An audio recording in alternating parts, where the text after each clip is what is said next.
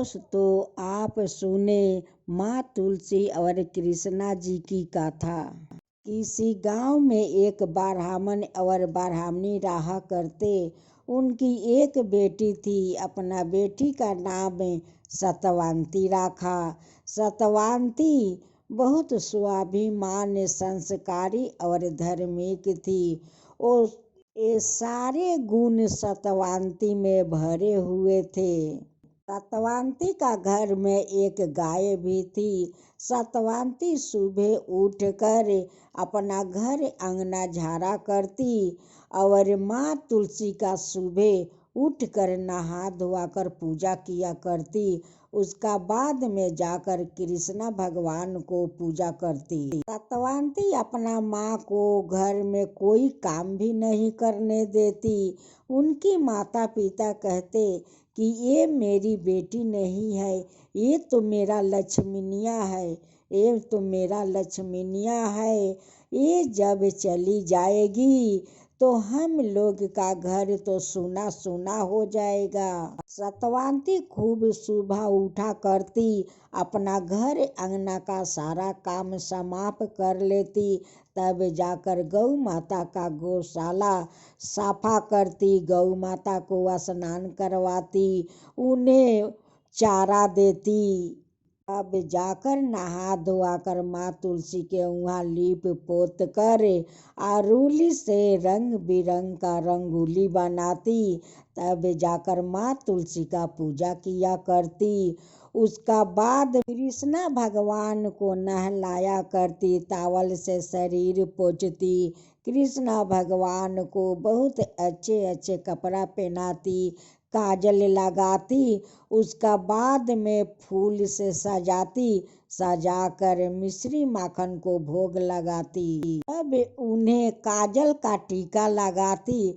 तब यही कहती कि मेरे कान्हा का कोई नजर ना लगावे। कान्हा को भोग लगाकर कहती कि कान्हा देखो, माखन मिश्री खा लियो। यही बात कहकर वो अपना घर में चली जाती रसोई बनाने।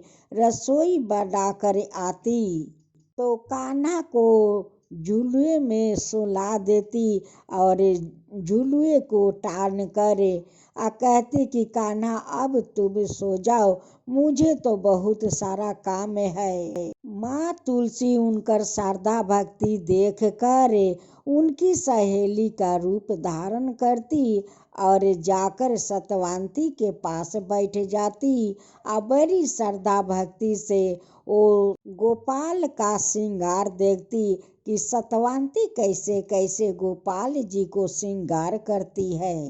माँ तुलसी कहती कि ऐसा भक्त तो खोजने पर नहीं मिलेगी।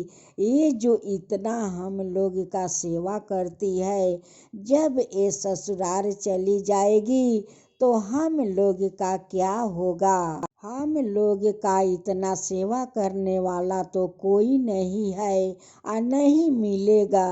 सत्यवती का श्रद्धा भक्ति देख कर एक दिन माँ तुलसी का रहा नहीं गया।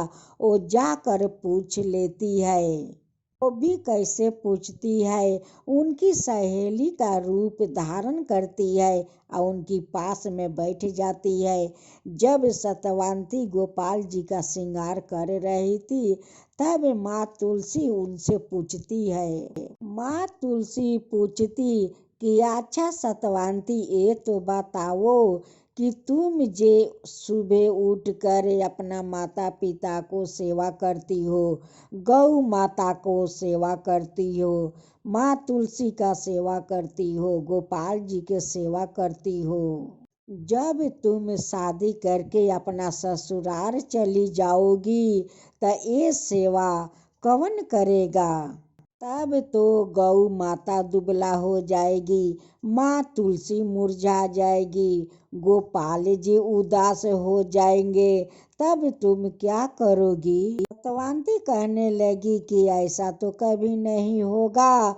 जब मैं ससुराल जाऊंगी तो मैं अपना तुलसी और गोपाल को साथ लेकर जाऊंगी। इस बात को सुनते ही माँ तुलसी का मन में तो लावा फूटने लगा। बहुत खुश हो गई और रोज सतवंती को श्रृंगार देखने के लिए माँ तुलसी वहाँ पर उनकी सहेली का रूप धारण करते हुए आकर सतवंती को पास बैठ जाती। लेकिन सतवंती का तो पता नहीं है कि जो सहेली रोज आकर मेरी पास बैठती है वही तो माँ तुलसी है।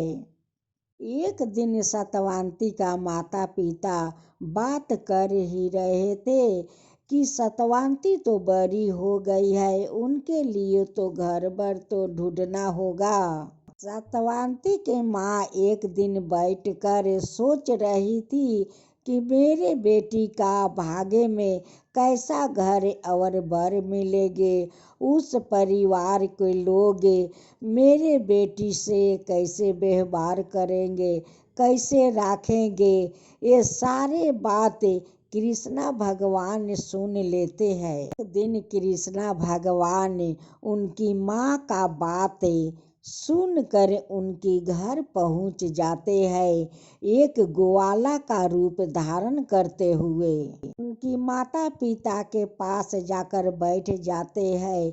बातें बातें पर ब्राह्मण देव कहने लगे कि बेटा तुम्हारा घर कहाँ है। वो कहते हैं कि मेरे यही पास के गांव में घर है। फिर उनका नाम पूछते हैं कि बेटा तुम्हारा नाम क्या है।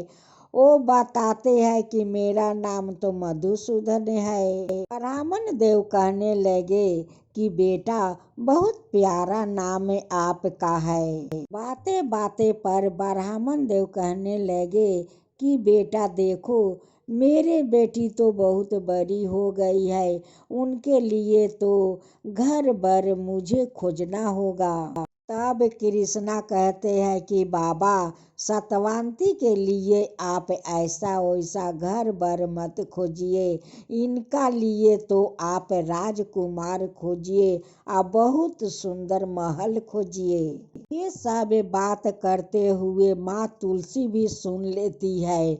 वो भी उनसे रहा नहीं गया, वो भी सतवंती का सहेली का रूप में आ जाती है और कहती है कि यहाँ पर कौन कौन बात चल रहा है, क्या सतवंती के बारे में बात हो रहे हैं। ब्राह्मण देव कहते हैं कि हाँ बेटी सतवंती के बारे में हम लोग बातचीत कर रहे हैं। मेरी सतवंती तो बड़ी हो गई है, उनके लिए तो घर बर तो ढूंढना होगा।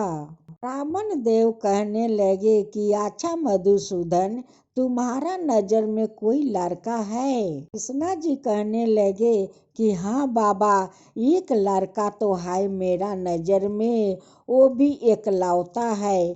अब तो ब्राह्मण देव कहने लगे कि बेटा ये तो बहुत ही अच्छा की बात है। ब्राह्मण देव कहने लगे कि मधुसूदन चलो उस लड़का को हम लोग मिलकर देख आते हैं।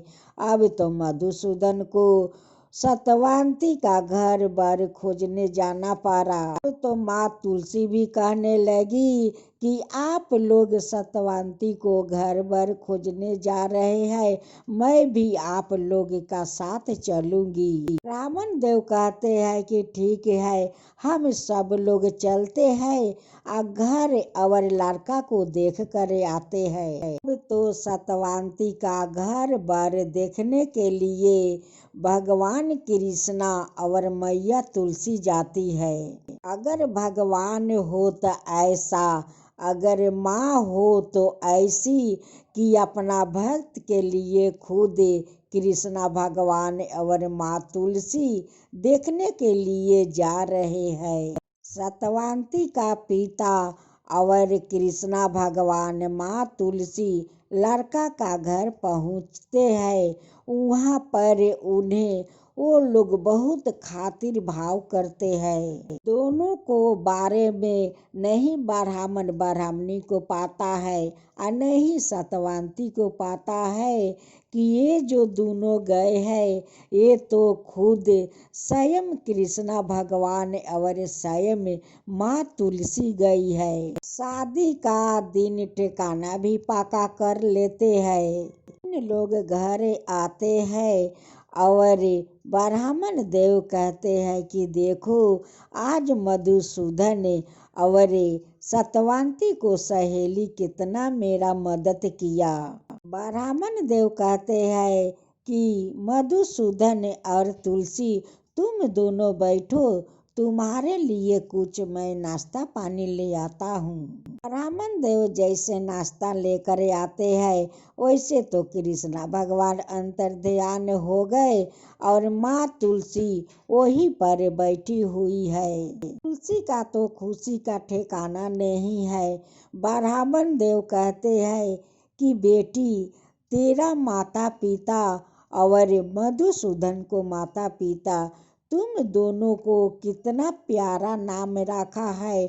उसका नाम है मधुसूदन, तुम्हारा नाम है तुलसी। जब गौशाला में सत्यवती गाय माता का सेवा कर रही थी माँ तुलसी उस गौशाला में पहुंच जाती है। माँ तुलसी उस गौशाला में जाकर उनकी सहेली बनकर क्या कहती है। छोटे छोटे गैया छोटे है ग्वाल, छोटे छोटे गैया छोटे है ग्वाल, छोटा सा है मेरू मदन गोपाल, छोटा सा है मेरू मदन गोपाल।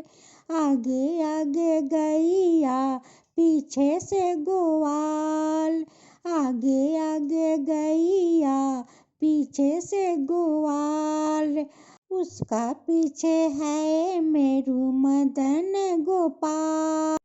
रक्षक बनकर आया है भैया बलराम, रक्षक बनकर आया है भैया बलराम। तुलसी तो बहुत खुश थी इसलिए कि सत्यवती तो हम लोग का अपना साथ लेकर ससुराल जाने वाली है, इसलिए तो तुलसी बहुत खुश थी। कहते हैं कि सत्यवती अब हम लोग काल मिलते हैं। माँ तुलसी आकर बाहर अंतर ध्यान हो जाती है और सत्यवती अपना घर काम करने लगती है। जब लड़का का घर से मधुसूदन और तुलसी लौट रहे थे तभी ब्राह्मण देव बोले थे कि देखो मधुसूदन मेरे घर में कोई संभालने वाला नहीं है, आप दोनों शादी का दिन चले आना। वो लोग उस ब्राह्मण को वचन दिया था कि आप चिंता मत कीजिए, हम दोनों शादी के दिन ठीक आ जाएंगे। अब तो देखते देखते शादी का दिन आ गया। अब इधर शादी का तैयारी होने लगा। तो लड़का का घर से बारात भी आ गया। सारा रात विधि विधान के साथ शादी हुआ। अब विदाई का समय हुआ तो दोनों अंतर ध्यान हो गए। विदाई का समय हुआ तो सत्यवती अपना गोपाल को बहुत सुंदर सजा लेती है और डोली में लेकर बैठ जाती है गोपाल जी का, और माँ तुलसी का गमला को उस डोली में रख लेती है को लेकर अपना ससुराल चली जाती है। ससुराल का पड़ोस वाले लोग सभी देख कर आश्चर्य में पड़ जाते हैं कि भाई देखो इस लड़की का अपना साथ गोपाल जी का और माँ तुलसी का गमला लेकर आई है, तो साक्षात माँ लक्ष्मी का रूप है।